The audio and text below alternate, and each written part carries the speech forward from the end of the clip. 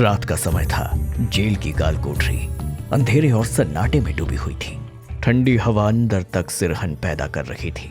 कोठरी के कोने में अरमान बैठा हुआ था। उसकी आंखें बंद थी, लेकिन नींद उसकी पलकों तक पहुंचने की हिम्मत नहीं कर पा रही थी। 6 महीने हो चुके थे उसे इस कोठरी में, लेकिन हर बीतते दिन के साथ डर उसके और करीब आता जा रहा था। तभी उसे लगा कि कोठरी में कोई और भी मौजूद है। पहले हल्की सी फुसफुसाहट हुई, फिर हवा का एक ठंडा झोंका उसकी गर्दन से टकराया। अरमान का दिल एक पल के लिए धड़कना भूल गया। उसने धीरे धीरे अपनी आंखें खोली। उसके सामने महक खड़ी थी। वो कोई सपना नहीं था, न ही कोई भ्रम। तुम समझते क्या हो अरमान? तुम मुझसे बच सकते हो।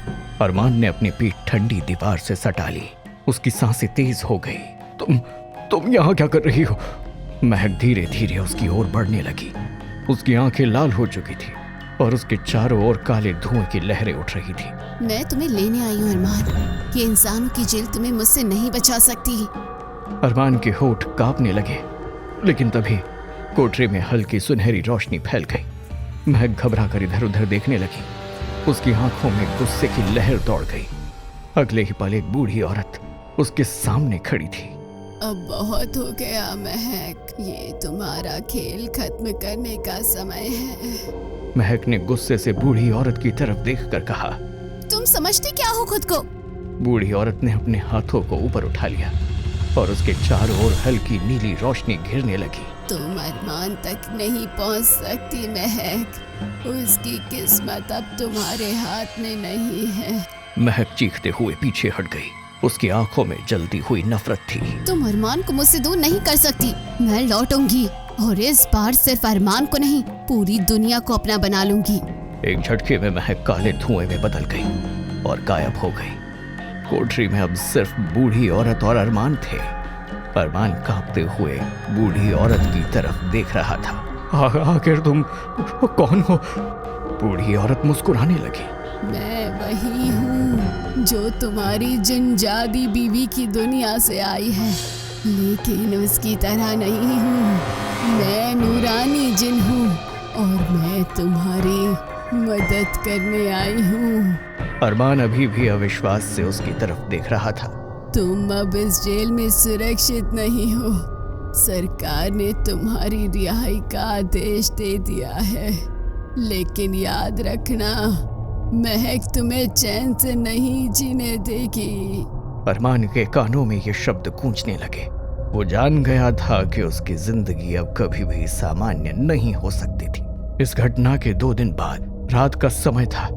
दिल्ली की एक पुरानी लाइब्रेरी में सायरा अपने लैपटॉप के सामने बैठी थी। उसके चारों ओर पुरानी किताबें फैली हुई थी। तभी उसका फोन बज उठा। उसने कॉल उठा ली। हेलो। दूसरी तरफ से कैफे की आवाज आई, जो घबराई हुई थी। सायरा, तुम्हें कुछ बताना है। अरमान वापस आ रहा है। कौन अरमान? वही अरमान जिसने एक जिनजादी से शादी की थी। सायरा के हाथों में पकड़ी किताब छूटकर टेबल पर गिर गई। क्या महक लौट आई है? अगर अरमान जेल से बाहर आ रहा है तो यकीन मानो महक भी कहीं ना कहीं आसपास ही होगी। सायरा ने तेजी से अपनी किताबें पलटना शुरू किया। वो जानती थी कि ये सिर्फ अरमान की लड़ाई नहीं थी, ये अब दुनिया की लड़ाई थी। इतना कहकर कॉल कट गया। कैफ अपने घर की खिड़की के बाहर हो रही हल्की हल्की रिमझिम को देखते हुए पुरानी यादों में खो गया। Flashback story. कुछ महीने पहले रात का समय था। आसमान में काले बादल छाए हुए थे और हल्की हल्की बारिश हो रही थी। दिल्ली की एक वीरान सड़क पर अरमान तेजी से चल रहा था। उसका चेहरा उतरा हुआ था, आंखों में डर और बेचैनी थी। वो बार बार पीछे मुड़कर देखता, जैसे कोई उसका पीछा कर रहा हो। ठंडी हवा उसके कानों से टकराई और उसे महसूस हुआ कि वो अकेला नहीं है। सड़क के किनारे एक पुरानी चाय की दुकान थी, जहां एक अकेला शख्स बैठा हुआ था। कैफ का ध्यान अपने फोन पर था, लेकिन जैसे ही उसने अरमान को देखा, उसके माथे पर शिकन उभर आई। अरमान का हुलिया किसी ऐसे इंसान का था जो किसी खौफनाक चीज से बचकर भाग रहा हो। अरमान भाई की दुकान के पास पहुंचा। भाई, सब ठीक है? अरमान ने कोई जवाब नहीं दिया। वो बस अंदर आया, एक कुर्सी खींची और भारी सांसें लेते हुए बैठ गया। उसका पूरा शरीर पसीने से भीगा हुआ था, जबकि मौसम ठंडा था। मेरा नाम कैफ है। तुम ठीक तो लग नहीं रहे, कहीं से भाग कर आए हो क्या? अरमान ने कैफ की तरफ देखा। उसकी आंखों में एक अजीब सा डर था। उसने होठ खोले लेकिन बोल नहीं पाया। कैफ कुछ देर उसे देखता रहा, फिर उसने चाय वाले को इशारा किया। भाई 2 चाय देना, लगता है मेरे दोस्त को इसकी सख्त जरूरत है। अरमान चुपचाप बैठा रहा। उसकी आंखें खाली थी, मानो वो किसी गहरे ख्याल में डूबा हो। बारिश की बूंदें छत से टपक रही थी और दूर कहीं एक कुत्ता भौंक रहा था। माहौल में एक अजीब सी खामोशी थी। चाय वाले ने दोनों के सामने चाय रख दी। कैफ ने चाय का कप उठाया और एक घूंट लिया, फिर उसने अरमान की तरफ देखा। अगर कोई मुसीबत है तो बता सकते हो, मुझे आदत है खतरनाक चीजों से निपटने की। अरमान ने उसकी बात सुनी और अचानक उसकी आंखों में नमी आ गई। क्या तुमने कभी सोचा है, अगर तुम जिससे प्यार करते हो अगर वो इंसान ही ना हो? कैफ चौंक गया। मतलब भूतनी से इश्क कर बैठे क्या? अरमान ने धीरे से सिर हिला दिया। अच्छा, अब मजाक मत कर, सच बताओ हुआ क्या है? अरमान ने धीरे धीरे अपने दोनों हाथों को टेबल पर रखा। उसके हाथ ठंडे थे, मानो उनमें से खून सूख चुका हो। मैंने एक जिनजादी से शादी की थी। कैफ का हाथ आधे रास्ते में रुक गया। उसकी आंखें एक पल के लिए चौड़ी हो गई, लेकिन फिर उसने खुद को सामान्य रखने की कोशिश की। भाई तुम ठीक तो हो? अरमान ने धीरे से अपना सिर उठाया। अगर मैं ठीक होता तो क्या मैं इस हालात में होता? कैफ ने उसकी आंखों में झांका। वहां सिर्फ डर था, गहरा असीम डर। बारिश की बूंदें अब और तेज हो चुकी थी। चाय की दुकान में हल्की ठंडक थी, लेकिन अरमान के माथे से पसीना बह रहा था। कैफ ने कप को टेबल पर रख दिया। ठीक है, मुझे सब कुछ बताओ। अरमान ने एक लंबी सांस ली। महक, वो कोई आम लड़की नहीं कैफ, वो जिनजादी थी। कैफ के चेहरे की मुस्कान धीरे धीरे गायब हो गई। उसने अरमान की आंखों में झांका। वहां मजाक की कोई गुंजाइश ही नहीं थी। तुम मुझसे मजाक तो नहीं कर रहे हो? अरमान ने धीरे से सिर हिलाया। काश ये मजाक होता कैफ, लेकिन मैं हकीकत से बच नहीं सकता। मैंने उसे चाहा था, मैंने उससे शादी की थी, और फिर मैंने अपनी आंखों के सामने अपने माँ बाप को मरते देखा। मैंने वो चीजें देखी जो किसी इंसान को कभी नहीं देखनी चाहिए। कैफ का गला सूखने लगा। मतलब सच में? अरमान ने उसकी तरफ देखा। उसकी आंखों में एक अजीब सा खालीपन था, मानो उसकी आत्मा किसी अंधेरे खाई में गिर चुकी हो। मैं जब पहली बार महक के घर गया था तो मुझे लगा था कि वो दुनिया की सबसे खूबसूरत जगह है, लेकिन धीरे धीरे मैं महसूस करने लगा कि कुछ तो बहुत गलत है। कैफ के हाथ की चाय ठंडी हो चुकी थी। फिर क्या हुआ? अरमान के चेहरे पर हल्की झुर्रियां उभर आई, जैसे वो किसी बहुत गहरे दर्द को याद कर रहा हो। फिर मैंने जाना कि मैं महक के जाल में फंस चुका हूं। जब मैंने उसे छोड़ने की कोशिश की तो उसने मेरे माँ बाप को मार दिया। मेरी माँ की चीखें आज भी मेरे कानों में गूंजती है कैफ। वो रात जब मैंने पहली बार महक का असली चेहरा देखा था, वो रात मैं कभी नहीं भूल सकता। कैफ के रोंगटे खड़े हो गए। वो अब तक जितनी भी डरावनी कहानियां सुन चुका था, ये उनमें से सबसे अजीब थी। तो तुमने उससे छुटकारा कैसे पाया? अरमान ने धीरे धीरे अपने कोट की जेब में हाथ डाला। एक पुराना घिसा पिटा ताबीज निकाला। ये ताबीज एक पीर बाबा ने मुझे दिया था। उन्होंने मेरी जान बचाई, लेकिन उन्होंने कहा था कि महक कभी नहीं मरेगी अरमान। वो तब तक तुम्हारा पीछा करेगी जब तक तुम्हारी आखिरी सांस नहीं निकल जाती। कैफ की सांसें और तेज हो गई। उसने अपने सिर को हल्के से झटका दिया। भाई तुम जो बोल रहे हो वो सच में हजम नहीं हो रहा, लेकिन तुम्हारी आंखें कह रही है ये झूठ नहीं है। अरमान ने कोई जवाब नहीं दिया। वो बस अपनी ठंडी चाय को घूरता रहा। मतलब महक अभी भी जिंदा है? अरमान ने कैफ की तरफ देखा।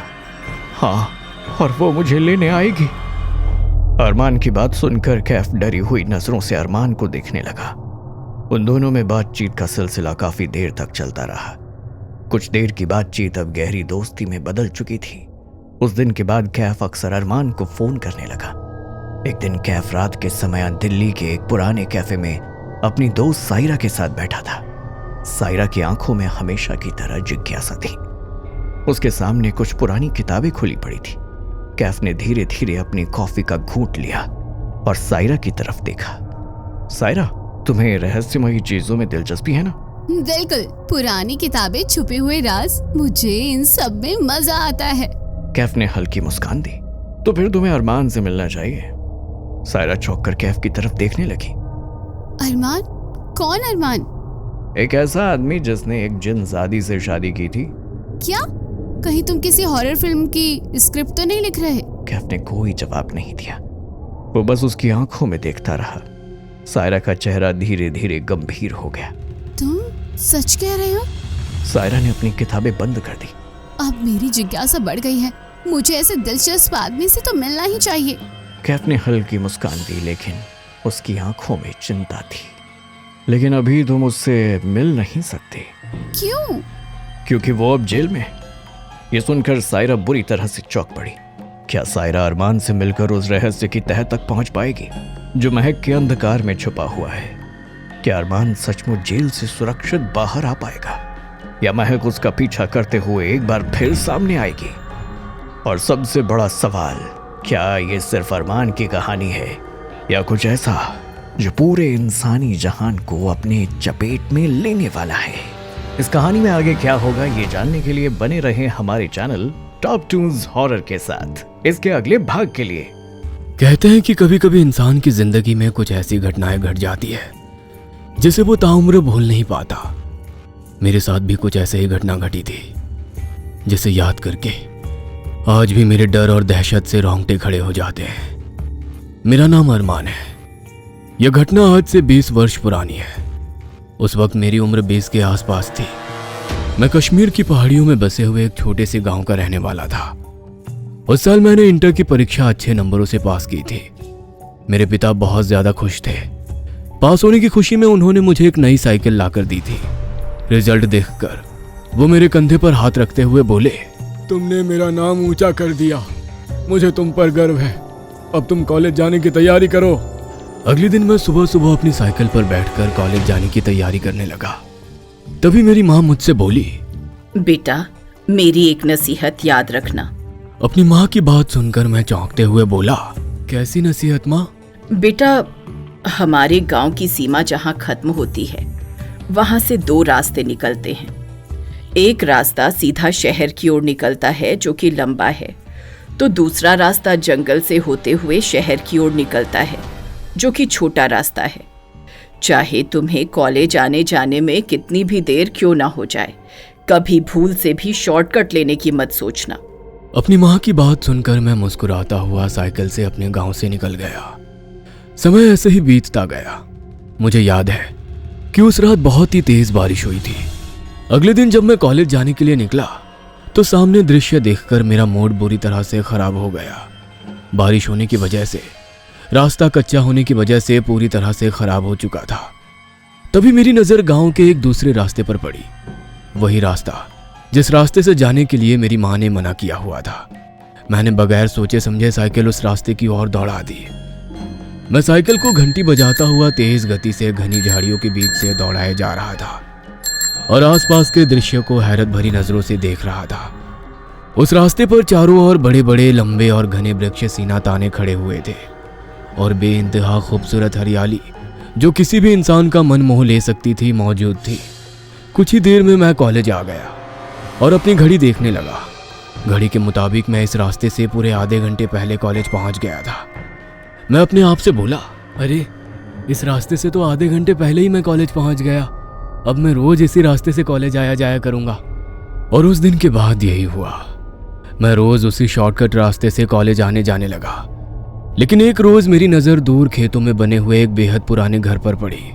उस घर के आसपास अजीब सा कोहरा छाया हुआ था। उस घर को देखकर मैं बुरी तरह चौंक पड़ा और अपने आप से बोला, अजीब बात है, मैं इतने समय से यहाँ से गुजर रहा हूँ, पहले मेरी नजर इस घर पर कभी क्यों नहीं पड़ी। मैंने ये अपने आप से कहा ही था कि तभी मेरा गला प्यास की वजह से अचानक से सूखने लगा। कुछ ही देर में मैं उस घर के सामने मुख्य दरवाजे पर खड़ा हुआ था। मुझे उस घर की एक टूटी हुई खिड़की नजर आई। मैं उस खिड़की से घर के अंदर की ओर झांकने ही वाला था कि तभी अचानक एक स्याह काली बिल्ली उस खिड़की से कूदकर बाहर निकल आई और मुझे अजीब सी नजरों से देखने लगी। ना जाने क्यों उस काली बिल्ली को देखकर मेरे शरीर के रोंगटे खड़े हो गए। कुछ देर तक वो मुझे यूं ही घूरती रही और अचानक बिजली की रफ्तार से फिर से वो खिड़की के अंदर चली गई। अचानक घर का मुख्य दरवाजा खुल गया और मेरे सामने एक बहुत सुंदर लड़की खड़ी हुई थी। मैंने अपनी जिंदगी में इतनी सुंदर लड़की कभी नहीं देखी थी। वो लड़की मेरी ओर सवालिया नजरों से देखती हुई बोली, कौन हो तुम और यहाँ क्या कर रहे हो? मैंने हिचकिचाते हुए उसकी ओर देखकर कहा, मेरा नाम अरमान है। मैं अक्सर इस रास्ते से गुजरता हूँ, मगर ना जाने क्यों कभी इस घर पर मेरी नजर नहीं पड़ी। ये मेरे सवाल का जवाब नहीं है। मैंने आपसे पूछा कि तुम यहाँ पर क्या कर रहे हो? अरे आपने मेरी पूरी बात सुनी ही नहीं। आज अचानक मेरी नज़र इस घर पर पड़ी, तभी मेरा गला प्यास से सूखने लगा। मुझे बहुत तेज़ी से प्यास लगी है, क्या मुझे एक गिलास पानी मिल सकता है? मेरी बात सुनकर वो घर के अंदर चली गई। कुछ सेकंड बाद वो एक गिलास लेकर मेरे सामने खड़ी थी। मैंने झट से उसके हाथ से गिलास ले लिया और एक ही सांस में पूरा का पूरा पानी पी गया। मैं गिलास वापस लौटाते हुए बोला, अगर आप बुरा ना माने तो क्या मैं आपसे एक बात पूछ सकता हूँ? पूछो। आपका नाम क्या है और क्या इस बिराने में आप अकेली रहती हैं? क्योंकि मैंने अभी तक इस जगह पर किसी भी इंसान को नहीं देखा। मेरी बात सुनकर अचानक वो लड़की खिलखिलाते हुए हंसने लगी। उसकी हंसी की सुरीली आवाज ना जाने क्यों मेरे मन में मुझे सुखद अनुभूति का एहसास दे रही थी। मेरा नाम महक है।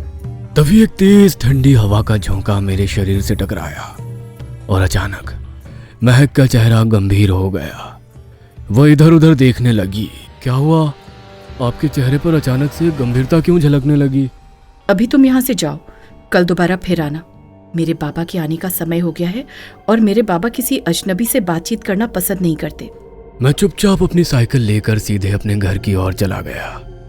रात भर महक का चेहरा मेरी आंखों के सामने घूमता रहा। अगले दिन कॉलेज से लौटने के बाद मैं महक के घर के दरवाजे पर खड़ा था। घर का मुख्य द्वार अभी भी बंद था। तभी महक के घर की टूटी खिड़की से वही काली बिल्ली निकलकर मुझे घूरने लगी। अचानक वह फिर से बिजली की रफ्तार से उसी खिड़की के द्वार घर के अंदर घुस गई। अगले ही पल दरवाजा खुल गया और महक मेरे सामने खड़ी हुई थी, मगर इस बार उसकी आंखों में एक अजीब सी चमक थी। वो मेरी ओर देखकर बड़ी ही अपनायत भरे अंदाज में बोली, मैं तुम्हारा ही इंतजार कर रही थी। इतना बोलकर महक मेरी आंखों में देखने लगी। ना जाने क्यों मैं उसकी आंखों में स्वयं को डूबता हुआ महसूस करने लगा। यहाँ पर बात करना खतरे से खाली नहीं है। मेरे बाबा कभी भी आ सकते हैं। चलो हम यहाँ से थोड़ी दूर चलते हैं। इतना बोलकर महक ने मेरा हाथ पकड़ लिया। मैं बुरी तरह से चौंक पड़ा। कुछ देर बाद मैं और महक सुंदर जंगल के एक घने पेड़ के नीचे बैठे हुए थे। मेरे मन में एक सवाल काफी देर से चल रहा था। मैं महक की ओर देखकर बोला, तुम यहाँ पर जंगल में अकेले क्यों रहती हो? मेरे बाबा और मैं पहले गांव में ही रहा करते थे। फिर एक दिन मेरे बाबा का गांव वालों से झगड़ा हो गया और फिर अचानक माँ की मौत हो गई। तब से वो मुझे यहाँ पर ले आए और अब तो ना वो किसी अजनबी से मिलते हैं और ना मुझे किसी से मिलने देते हैं। मैं काफी देर तक महक के पास बैठा रहा और उस दिन के बाद मेरा महक से रोज मिलना जुलना शुरू हो गया। कुछ दिन का मिलना जुलना प्रेम में कब बदल गया मुझे पता ही नहीं चला। एक दिन महक बड़े गंभीरता भरे अंदाज में मेरी ओर देखकर बोली, मैं तुमसे शादी करना चाहती हूँ अरमान। आखिर हम दोनों कब तक ऐसे मिलते रहेंगे? लेकिन महक, तुम तो कह रही थी कि तुम्हारे पापा किसी अजनबी से बात तक करना नहीं पसंद करते। फिर वो हमारी शादी के लिए राजी कैसे होंगे? मैं तुम्हारे साथ भागकर शादी करने के लिए तैयार हूँ। महक की बात सुनकर मैं बुरी तरह से चौंकते हुए बोला, नहीं महक, मैं ऐसा नहीं कर सकता। मेरे माता पिता मुझ पर बहुत ज्यादा भरोसा करते हैं। मैं उनका नाम मिट्टी में नहीं मिला सकता। इतना बोलकर मैं सीधा अपने घर आ गया।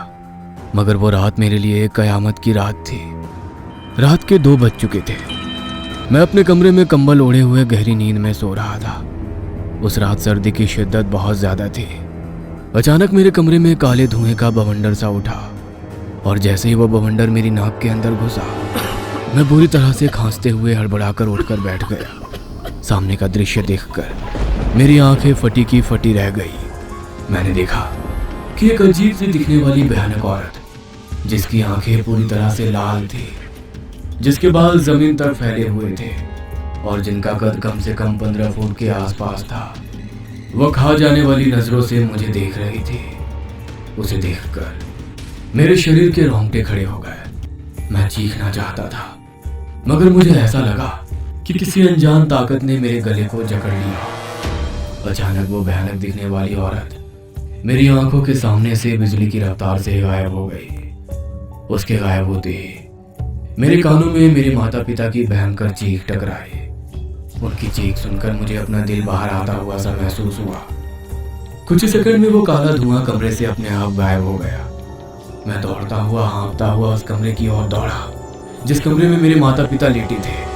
मैंने जैसे ही उस कमरे का दरवाजा खोला तो मेरी आंखें दहशत से फटी की फटी रह गई। मैंने देखा कि मेरे माता पिता जमीन पर बड़ी बुरी अवस्था में पड़े हुए थे।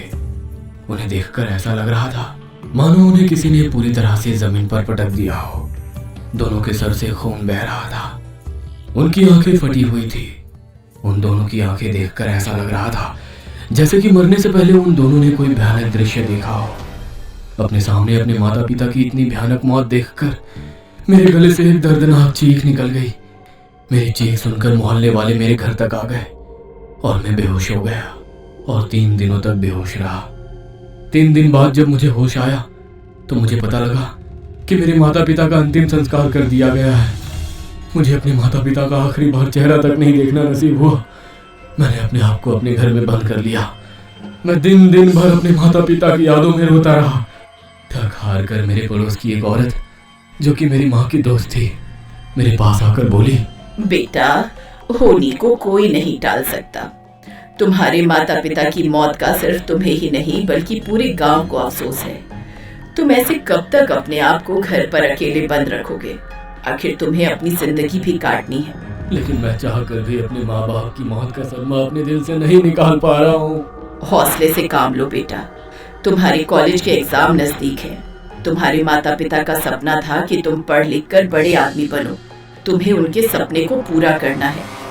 अपनी माँ की दोस्त की बात सुनकर मेरे अंदर थोड़ा हौसला बढ़ गया और अगले दिन मैं बेमन से अपनी साइकिल पर सवार होकर कॉलेज के लिए निकल गया। और मैं उसी रास्ते से निकला जिस रास्ते से मेरी माँ ने जाने के लिए मना किया था। कॉलेज से लौटते हुए अचानक मुझे ऐसा लगा जैसे कि कोई साया बड़ी ही फुर्ती से मेरी साइकिल के आगे से निकलकर जंगल की झाड़ियों में गायब हो गया हो। अचानक मेरी साइकिल के दोनों टायर पंचर हो गए। मैं साइकिल से उतरकर इधर उधर देखने लगा। तभी मेरे कानों में महक की आवाज टकराई। मैं तुम्हारा कब से इंतजार कर रही थी अरमान। क्या तुम मेरी बात से इतना नाराज हो गए कि तुम दोबारा मुझसे मिलने तक नहीं आए? मैंने जैसे ही पलटकर देखा तो पीछे महक खड़ी हुई मुझे घूरे जा रही थी। अचानक मेरी आंखों में आंसू बहने लगे और मैं रोते हुए महक को अपने माता पिता की मौत के बारे में बताते हुए बोला, मैं इस दुनिया में अकेला हो गया हूँ महक। मेरी बात सुनकर महक मेरे और ज्यादा करीब आई और मेरी आंखों में आंखें डालकर बोली, किसने कहा तुम अकेले हो? मैं हूं ना तुम्हारे साथ। अब तो हम दोनों शादी कर सकते।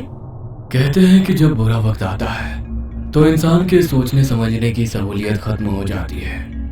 मेरे साथ भी कुछ ऐसा ही था। अगले दिन मैं महक को अपनी बीवी बनाकर अपने घर ले आया। न जाने महक के प्यार में ऐसा क्या जादू था कि कुछ ही दिनों में मैं अपने माता पिता की मौत के गम को भूल बैठा। एक दिन रात के समय मैं महक के साथ हंसी मजाक कर रहा था कि तभी मेरी पड़ोसी मेरी माँ की दोस्त गुस्से से घर के अंदर घुस आई और मेरी ओर देखकर बोली, तुम्हें शर्म आनी चाहिए अरमान। तुम्हारे माता पिता को गुजरे हुए चंद महीने भी नहीं गुजरे और तुमने ब्याह भी कर लिया। क्या कुछ वक्त और इंतजार नहीं कर सकते थे? इतना बोलकर वो पैर पटकती हुई वहां से चली गई। तभी मेरी नजर महक के चेहरे पर चली गई। उसका चेहरा क्रोध से तमतमाया हुआ था। ना जाने क्यों उस वक्त महक का चेहरा देखकर मेरे दहशत से रोंगटे खड़े हो गए। तभी अचानक उसका चेहरा सामान्य हो गया। वो मेरी ओर देखकर मुस्कुराते हुए बोली, कौन थी? अरे उनकी बात का बुरा मत मानना महक, ये मेरी माँ की दोस्त है। जब मेरी माँ जिंदा थी तब इनका ज्यादातर समय मेरी माँ के साथ ही बीतता था। महक मुस्कुराती हुए बोली, मैं तुम्हारे लिए चाय बना कर लाती हूँ। इतना बोलकर महक किचन में चली गई। महक किचन में गई ही थी कि तभी मेरे कानों में मेरी माँ के दोस्त की भयानक चीख टकराई। मैं तुरंत दौड़ता हुआ बाहर की ओर भागा। बाहर लोगों की भीड़ जमा थी। मैंने देखा मेरी माँ की दोस्त की लाश बाहर सड़क पर पड़ी हुई थी। उनकी आंखें फटी हुई थी। ऐसा लगता था जैसे मरने से पहले उन्होंने भी किसी भयानक बला को देखा हो। सच तो ये था कि उनकी लाश की हालत हूबहू मेरी माँ और पिता की तरह थी। ये देखकर मेरे दहशत से रोंगटे खड़े हो गए। मैं तुरंत दौड़ता हुआ अपने घर के अंदर चला गया। घर के अंदर महक चाय लिए हुए मेरे सामने खड़ी थी। तुम कहाँ गए थे? तुम्हें पता है महक, कुछ मिनट पहले जो मेरी माँ की दोस्त घर पर आई थी ना, वो अब इस दुनिया में नहीं है। उन्हें किसी ने मार डाला। उनकी हालत भी बिल्कुल वही हो गई है जो मरने के बाद मेरे माता पिता की हो गई थी। महक बड़ी ही अजीब अंदाज में मेरी ओर देखकर बोली, अच्छा हुआ वो इस दुनिया में नहीं रही। वैसे भी जो तुमसे बदतमीजी से बात करेगा उसका अंजाम यही होना चाहिए। मैं हैरत से महक के चेहरे की ओर देखने लगा। तभी महक ने एक पोटली उठाकर मेरे सामने फेंक दी। ये क्या है? इसे खोल कर देखो, तुम्हें पता लग जाएगा। मैंने जैसे ही पोटली खोलकर देखी तो मेरी आंखें चौंधी आ गई।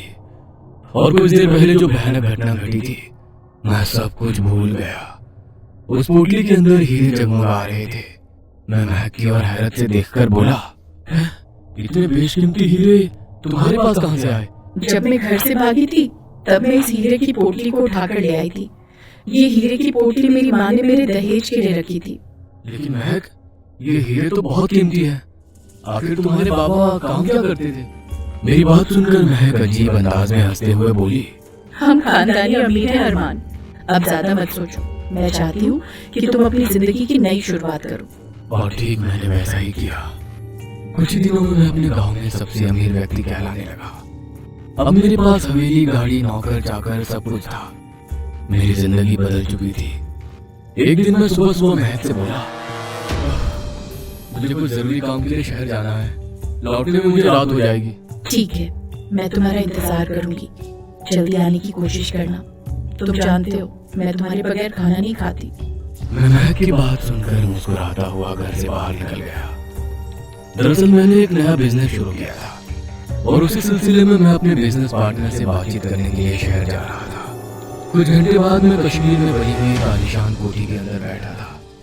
मेरा दोस्त आरिफ शायद मेरा ही इंतजार कर रहा था। मुझे देखकर वो मुस्कुराते हुए बोला, तुम तो मुझे अपने घर पर कभी इनवाइट नहीं करोगे। अरे ऐसा नहीं है, बहुत जल्द मैं तुम्हें और भाभी को अपने घर पर डिनर के लिए इनवाइट करने वाला हूँ। मेरी बात सुनकर आरिफ मुस्कुराते हुए बोला, मैं तुम्हें किसी से मिलवाना चाहता हूँ। किससे? मैंने इतना कहा ही था कि तभी एक बुजुर्ग जिनके चेहरे पर नूरानियत छाई हुई थी कमरे के अंदर आ गए। आरिफ उनकी ओर देखकर बोला, अरमान, ये है पीर बाबा, बहुत पहुंची हुई हस्ती हैं। तुम्हें शायद पता नहीं है, पीर बाबा के नाम से भूत प्रेत जिन सभी खौफ खाते हैं। मैं मुस्कुराते हुए पीर बाबा की ओर देखने लगा, मगर मैंने देखा कि पीर बाबा मुझे अजीब से अंदाज में घूर रहे थे। मैंने उनकी ओर देखकर कहा, क्या हुआ पीर बाबा, आप मुझे ऐसे क्यों घूर रहे हैं? पीर बाबा तेज आवाज में बड़े ही गंभीर अंदाज में देखकर बोले, तो आखिरकार तूने वो गलती कर ही दी जो तुझे नहीं करनी चाहिए थी। पीर बाबा की बात सुनकर मैं बुरी तरह से चौंक पड़ा। मैं आपकी बात का मतलब नहीं समझा। जिस लड़की को तू ब्याह कर लाया है, क्या तूने कभी उसके परिवार के बारे में पता किया है? आप कहना क्या चाहते हैं? मैं जानता हूँ कि तुम आजकल के नौजवान इन सब बातों पर विश्वास नहीं करते। तुम वही विश्वास करते हो जो अपनी आंखों से देखते हो। आप कहना क्या चाहते हैं पीर बाबा? अगर मैं कहूँ कि तेरी पत्नी इंसान नहीं है तो क्या तू विश्वास करेगा? किसी कीमत पर नहीं।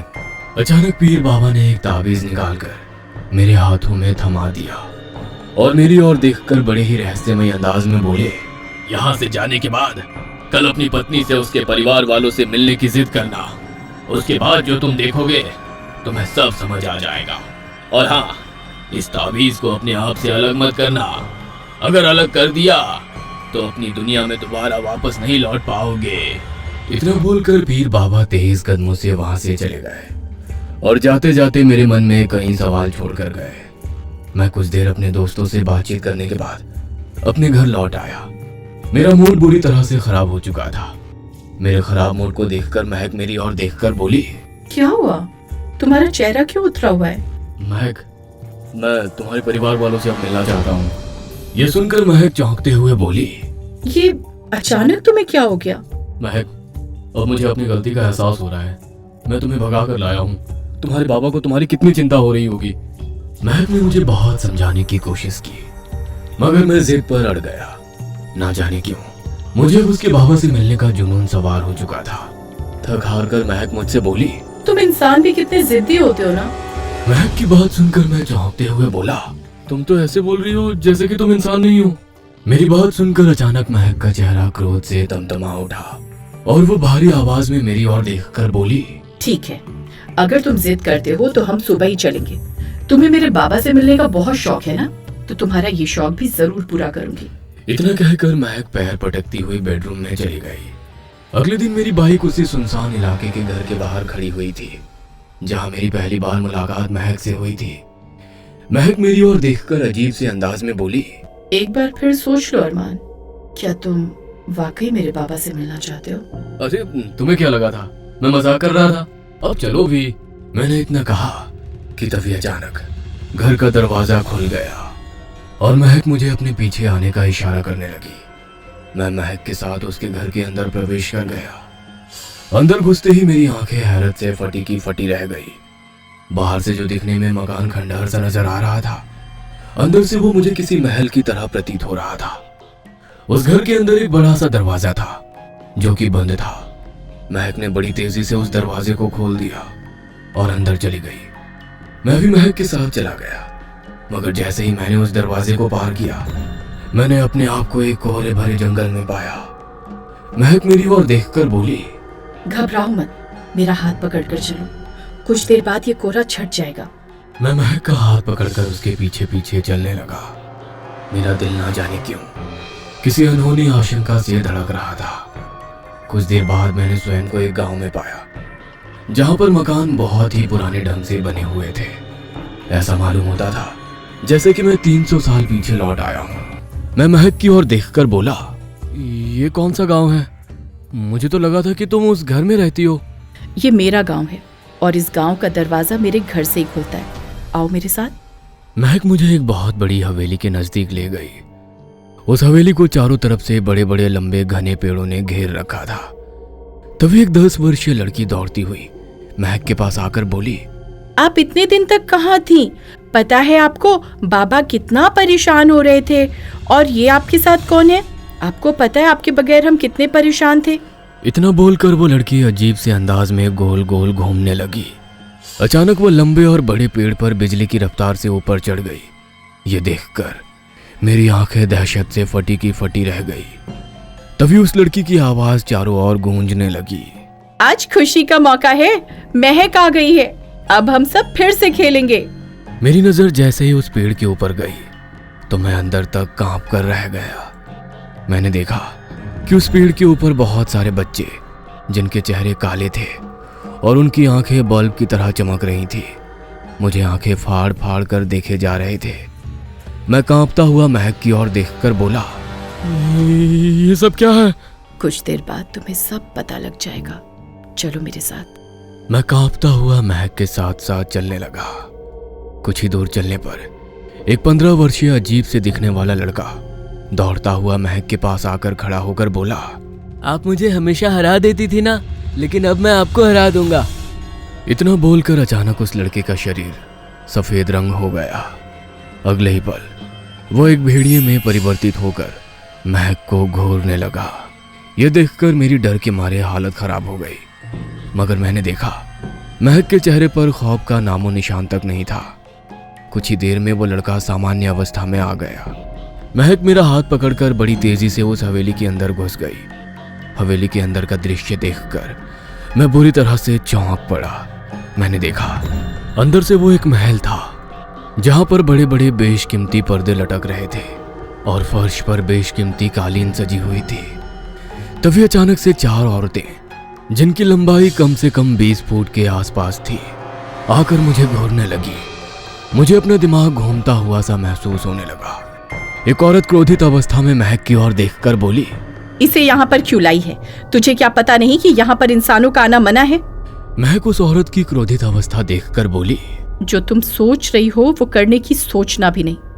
तुम जानती हो कि तुम मेरा मुकाबला नहीं कर सकती। महक की बात सुनकर वो चारों औरतें अचानक धुआं बनकर वहां से गायब हो गईं। मैं डर से चीखता हुआ महक की ओर देखकर बोला, आखिर सब क्या हो रहा है? क्या मैं कोई सपना देख रहा हूँ? ये सपना नहीं अरमान, हकीकत है। अब समय आ गया है तुम्हें अपने बाबा से मिलवाने का। चलो मेरे साथ। सच तो ये था कि मैं वहां से भागना चाहता था, मगर मुझे ऐसा लग रहा था जैसे कि किसी अदृश्य शक्ति ने मेरे पैरों को जकड़ लिया हो। कुछ देर बाद मैं महक के साथ एक हॉल नुमा कमरे के अंदर खड़ा हुआ था, जहां पर एक बड़ा आतिशदान जल रहा था और कुछ बहुत लंबे चौड़े व्यक्ति सर झुकाए खड़े थे और एक 20 फीट का लंबा चौड़ा इंसान उस जलते हुए आतिशदान के करीब खड़ा था। अचानक उस आतिशदान से किसी की भयानक चीख हॉल में गूंजने लगी। उस बूढ़े शख्स ने अपने हाथ जलते हुए आतिशदान में डाल दिए। मैंने देखा कि उस जलते हुए आतिशदान में से एक बच्चा, जो कि 10 वर्ष के आसपास था, जलते हुए आतिशदान में से बाहर निकल आया।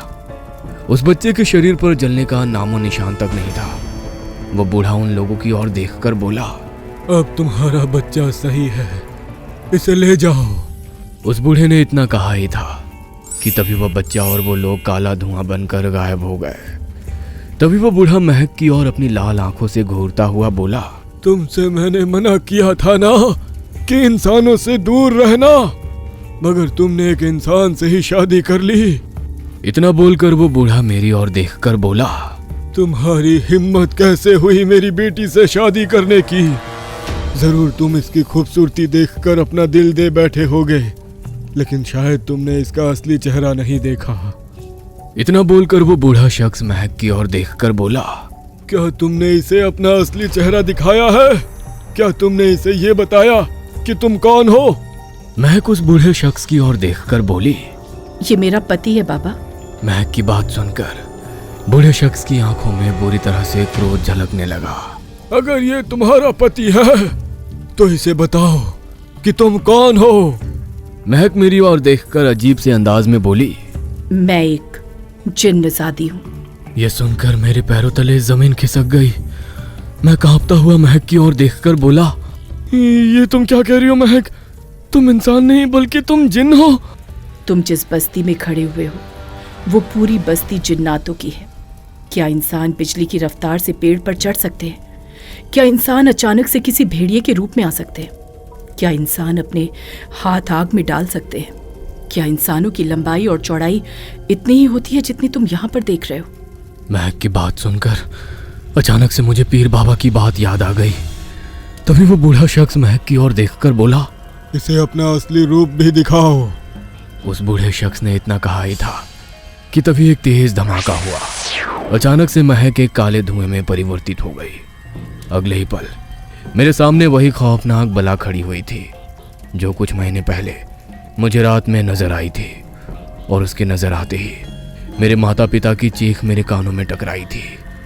मैं कांपता हुआ उस बला की ओर देखकर बोला, तुम तो वही हो जिसे मैंने अपने घर पर देखा था। वह खौफनाक बला हंसती हुई बोली, मैं ही महक हूँ अरमान। पहली ही नजर में मुझे तुमसे प्रेम हो गया था। तुम्हें याद है वो काली स्याह बिल्ली? वो बिल्ली कोई और नहीं बल्कि मैं ही थी। हमारी और तुम्हारी शादी में तुम्हारे माता पिता एक रोड़ा थे जिन्हें मैंने रास्ते से हटा दिया। सिर्फ यही नहीं, तुम्हारी माँ की दोस्त को भी मैंने ही मारा था। हमारे और तुम्हारे बीच जो भी आएगा वो मारा जाएगा। और अब तुम यहीं पर हमेशा मेरे साथ ही रहोगे। मैं कांपता हुआ उस भयानक बला की ओर देखकर बोला, नामुमकिन, मैं एक इंसान हूँ और तुम एक जिन। यह कभी नहीं हो सकता, यह कभी नहीं हो सकता। मेरी बात सुनकर वो बूढ़ा शख्स बुरी तरह से क्रोधित हो गया। ये इंसान कभी किसी की नहीं होते, मार दो इसको। यह सुनकर वो भयानक बला मेरी ओर बढ़ी ही थी, मगर अचानक वो बिजली की रफ्तार से पीछे की ओर हट गई। तभी मैंने देखा कि मेरे कोट की जेब के अंदर कोई चीज चमक रही थी। मैंने जैसे ही अपने कोट की जेब के अंदर हाथ डाला तो जेब में वही ताबीज था जो पीर बाबा ने मुझे दिया था। मैंने उस ताबीज को कसकर पकड़ लिया। तभी उस बूढ़े शख्स की भारी आवाज मेरे कानों में टकराई। धोखा! इसका मतलब तू अपना बचाव अपने साथ लाया है। मगर तुझे क्या लगता है ये ताबीज तुझे कब तक बचा सकता है? मैं उस ताबीज को पकड़कर अपनी पूरी ताकत लगाकर वहां से भागने लगा। जैसे ही मैं उस महल से बाहर आया, अचानक से बस्ती की तस्वीर बदल गई। अब वहां पर मुझे अंधेरे और खंडहर के अलावा कुछ भी नजर नहीं आ रहा था। मैं अपनी पूरी ताकत लगाकर बस दौड़े जा रहा था। महक की आवाज मेरे कानों तक आ रही थी। अरमान, ये मेरे साथ धोखा है। तुम मुझे छोड़कर नहीं जा सकते। याद रखना, हम हजारों साल तक जिंदा रहते हैं। मैं तुम्हारी आने वाली पीढ़ियों को भी बर्बाद कर दूंगी। मगर मैं अपने शरीर की पूरी ताकत लगाकर भागता रहा। कुछ ही देर में मैं महल के उस वीरान मकान के बाहर आकर बेहोश हो गया। अगली सुबह जब मेरी आंख खुली तो मैंने अपने आप को अपने दोस्त आरिफ के घर पाया। मैं तुरंत उठकर बैठ गया। मैंने देखा मेरे सामने पीर बाबा और आरिफ बैठा हुआ था। पीर बाबा मेरी ओर देखकर रहस्यमयी अंदाज में बोले, मैं आरिफ को लेकर तुम्हारे घर गया था, मगर तुम्हें अपने घर में गैर मौजूद पाकर मैं समझ गया कि तुमने अपनी पत्नी से उसके परिवार वालों से मिलने की जिद की होगी। इसीलिए मैं उसी वीरान मकान के पास चला गया। तुम वहीं पर हमें बेहोश मिले। शायद तुमने अपनी आंखों से देख लिया कि तुम्हारी बीवी इंसान नहीं बल्कि एक जिन्न थी। मैंने अपनी रूहानी ताकत से तुम्हारा भूतकाल देख लिया है। तुम्हें अपनी माँ की बात माननी चाहिए थी। तुम्हें उस जंगल के रास्ते से नहीं जाना चाहिए था। दरअसल उस जंगल में जिन्नातों का बसेरा है और जिस घर में तुम्हें वो लड़की मिली थी उस घर के अंदर जिन्नातों की दुनिया में पहुंचने का एक द्वार था। अब तुम यहाँ से अपने घर नहीं जाना। तुम कश्मीर छोड़कर दुनिया के किसी भी हिस्से में चले जाओ और भूल से भी अपने कश्मीर की तरफ पलट कर मत देखना। मुझ में जब तक ताकत रहेगी मैं अपनी रूहानी ताकत से तुम्हारी जिन बीवी को तुम तक पहुंचने के लिए रोक रखूंगा, लेकिन कब तक ये मैं भी नहीं जानता। मैं उसी वक्त सब कुछ छोड़कर हमेशा हमेशा के लिए दिल्ली शिफ्ट हो गया। लेकिन मुझे आज भी पीर बाबा की वो बात याद है और कभी कभी मैं सोचता हूँ कि आखिर पीर बाबा मेरी जिन बीबी को मुझ तक पहुंचने के लिए कब तक रोक रखेंगे। दिल्ली आने के बाद मैंने दूसरा विवाह कर लिया और मेरी दूसरी पत्नी से मेरे 2 बच्चे भी हैं। क्या मेरी पत्नी और मेरे बच्चे मेरी जिन बीबी से महफूज रह पाएंगे? ये सब जानने के लिए इसका अगला सीजन जरूर देखिएगा। टॉप टून्स हॉरर चैनल को लाइक करें, शेयर करें, सब्सक्राइब करें और नोटिफिकेशन ऑन कर लें ताकि आपको ऐसी ढेरों नई कहानियां सुनने और देखने को मिलती रहे।